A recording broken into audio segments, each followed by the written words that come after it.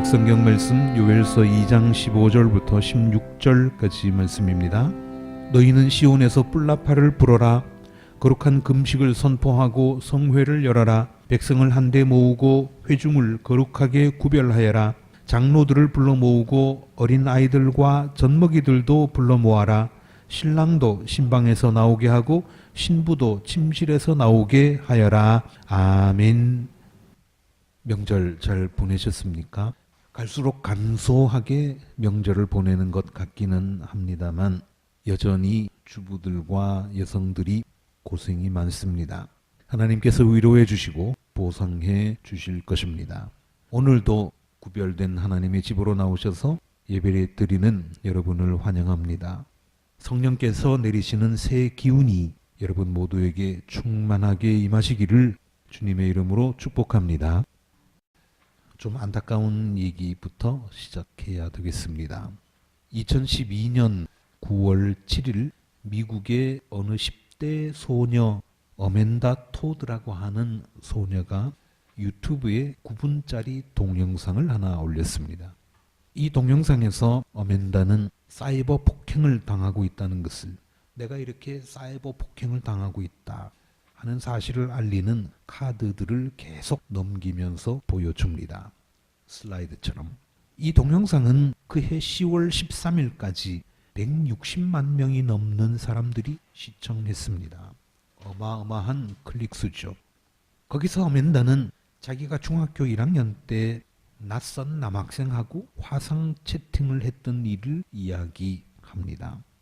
그놈은 어멘다에게 가슴을 보여달라고 꾀었습니다. 화상 채팅이니까 서로 얼굴을 볼 수 있지 않습니까? 그런데 어멘다는 바보같이 시키는 대로 했습니다. 그 남자놈은 어멘다에게 더 심한 것을 요구했습니다.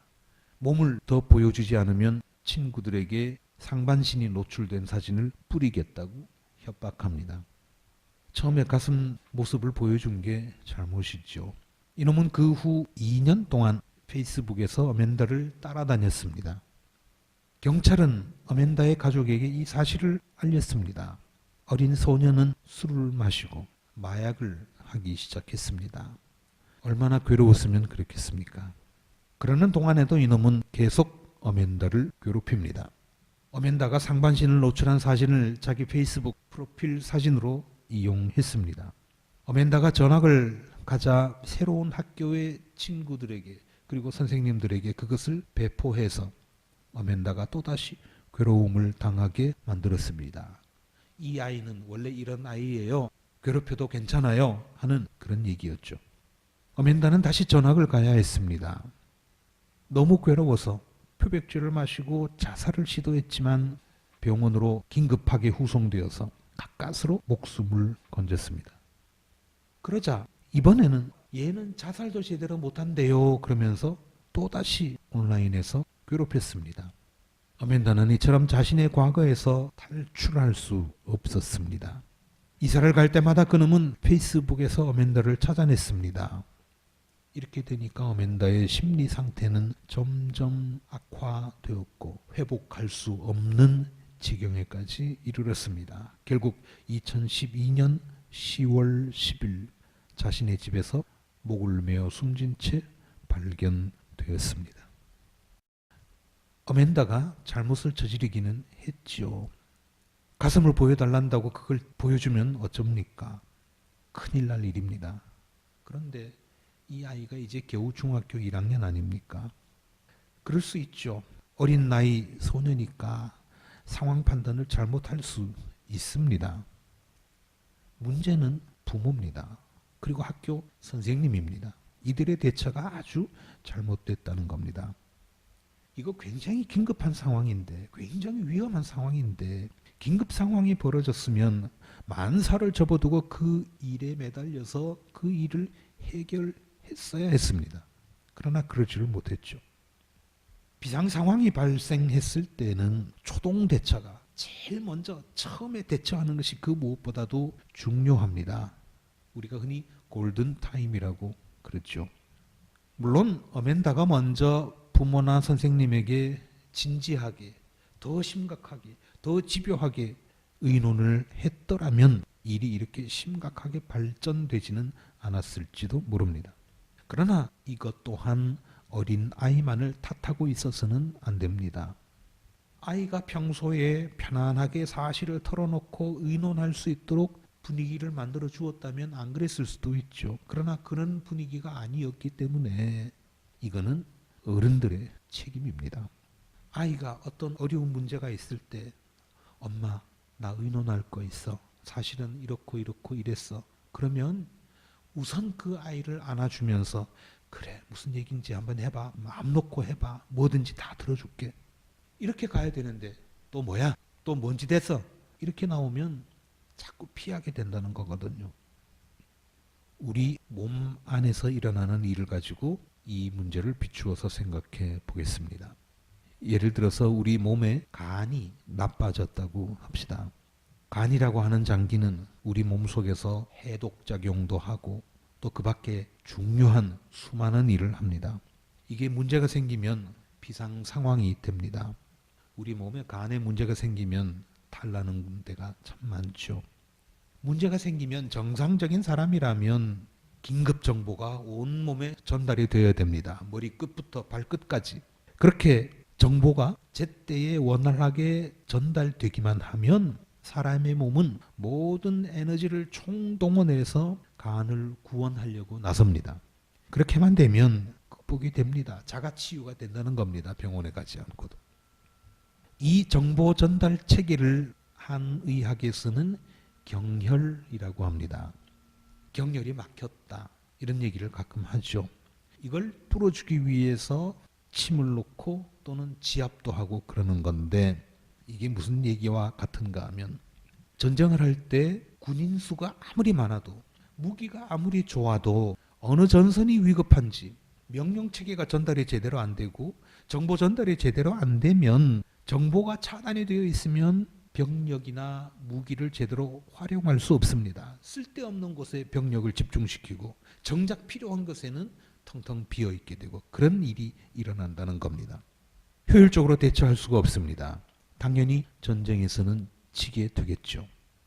그러나 수가 조금 모자란다고 하더라도 정보 전달이 원활하다고 한다면 위급한 전선에 병력을 집중시키고 또는 조금 덜 중요한 곳의 병력을 빼어서 치열한 곳에 배치함으로써 전쟁에 이길 수 있습니다. 몸하고 똑같잖아요. 어느 한 군데에 문제가 생겼다 하면 자 지금 비상이야 비상 모두 집중 해서 온몸이 문제가 생긴 그 장기를 위해서 집중을 하면 약이나 수술이나 없어도 웬만한 것은 치유가 될 수 있다. 그런 얘기입니다. 그만큼 정보 전달이 중요하다는 겁니다. 정보 전달이라는 게 뭡니까? 소통이죠. 앞에서 말씀드린 어멘다의 경우도 문제는 소통이었습니다.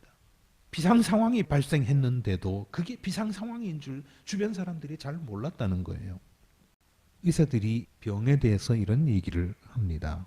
질병이라고 하는 거는 초기에는 진단하기가 어렵죠. 그러나 초기에 진단이 되면 치료하기는 쉽습니다.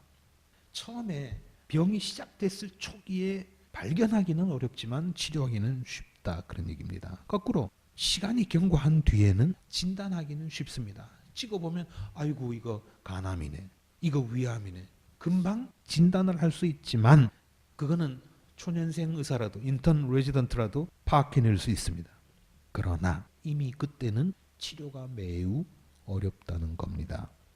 사람의 마음에서 생기는 위기 상황도 마찬가지입니다. 초기에는 발견하기 어렵지만 일단 발견하면 내 마음에 뭐가 문제가 생겼는지 내 심리 상태에 내 심정에 뭐가 문제가 생겼는지 발견하면 어떤 게 위험한지 어떻게 압박을 많이 받아서 어떤 스트레스를 많이 받아서 어떤 충격이 있어서 이와 같은 마음가짐이 생겼는지 발견하면 해결하기가 쉽습니다. 그런데 이미 마음의 상처가 깊어진 상태라면 어떻습니까? 발견은 누구나 할 수 있습니다. 아이고 우울증이네. 이렇게 발견할 수 있지만 고치기는 매우 어렵습니다. 그래서 결론은 뭐겠습니까? 빨리 발견해야 된다. 그겁니다. 빨리 발견하려면 어떻게 해야 됩니까? 소통이 잘 돼야죠. 손톱에 티가 하나 들어갔을 때도 아이고 아야 하는 그 감각을 내가 느끼지 않습니까? 그러면 그것이 온몸에 전달이 되어서 긴장을 하게 됩니다. 그러면 크게 문제가 되지 않는다는 거죠. 이렇게 소통이 잘 되어야 우리 몸도 문제를 예방할 수 있고 인간관계도 큰 문제가 발생하는 것을 방지할 수 있는데 이 어린 딸내미 어멘다하고 부모 사이에 소통이 제대로 안 됐던 거죠. 만약에 서로 잘 통하고 있었다면 어멘다에게 그런 비극은 없었을 것입니다. 사실 이 아이가 중학교 1학년짜리가 화상 채팅하다가 가슴을 보여줬다.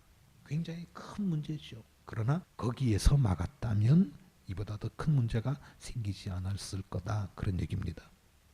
요엘서 2장 15절 16절 말씀을 봅니다.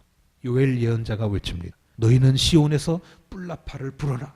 시온에서 뿔나팔을 불어라. 이게 무슨 얘기입니까? 비상신호를 보내라 그런 얘기입니다. 비상나팔을 불어라. 거룩한 금식을 선포하고 성회를 열어라. 백성을 한데 모으고 회중을 거룩하게 구별하여라. 장로들을 불러 모으고 어린 아이들과 젖먹이들도 불러 모아라. 빠져서는 안 된다. 그 누구도 빠져서는 안 된다. 비상이다. 긴급 상황이다. 그겁니다. 신랑도 신방에서 나오게 하고 신부도 침실에서 나오게 해라. 굉장히 큰 비상이, 긴급한 비상이 걸렸습니다. 이스라엘 백성과 하나님 사이에 요엘 예언자가 있어서 일단 소통은 잘 되고 있었습니다. 그래서 요엘이 비상 버튼을 누른 거죠. 모두 집합하라고. 모두 집합해서 대피하라고. 그런 신호입니다. 방에서 깨를 벗고 있는 신랑 신부도 예외가 아닙니다. 집합해야 됩니다. 대피해야 됩니다. 밖으로 나와서 모여야 됩니다. 성경에 보면은요, 장가든 지 얼마 안 된 신랑은 전쟁이 일어나도 소집에서 제외되었습니다. 이 사람은 장가간 지 얼마 안 돼. 지금 신혼부부이기 때문에 군대도 끌고 가면 안 돼. 그런 얘기입니다. 그 정도로 배려를 해줬는데 그러나 요엘은 그런 신랑 신부까지 방에서 나오라고 집합하라고 외칩니다. 그만큼 사태가 위급하다는 것이죠. 우리 삶에서 문제는 언제나 생깁니다. 큰 문제가 생기면 당연히 하나님께 기도하죠. 많은 사람들이 그렇게 합니다. 하나님, 저 좀 살려주십시오. 그동안에 제가 잘못했습니다. 살려주십시오. 그럽니다. 큰 병이 생겼을 때 누구나 병원에 가는 것과 같습니다. 그러나 그때 병원에 가면 낫는 비율이 현격히 떨어집니다. 암에 걸렸을 때 초기면 모르지만 그래도 중기면 모르지만 말기암 정도가 되면 고치기가 어렵지 않습니까? 그렇기 때문에 평소에 하나님과 소통하는 것, 이걸 잘 해야 됩니다. 그래야 큰 위험 사태를 막을 수 있습니다. 아무쪼록 평소에 하나님께 적극적으로 기도함으로써 소통함으로써 큰 위기를 사전에 예방하는 복된 자녀들이 되시기를 주님의 이름으로 기원합니다.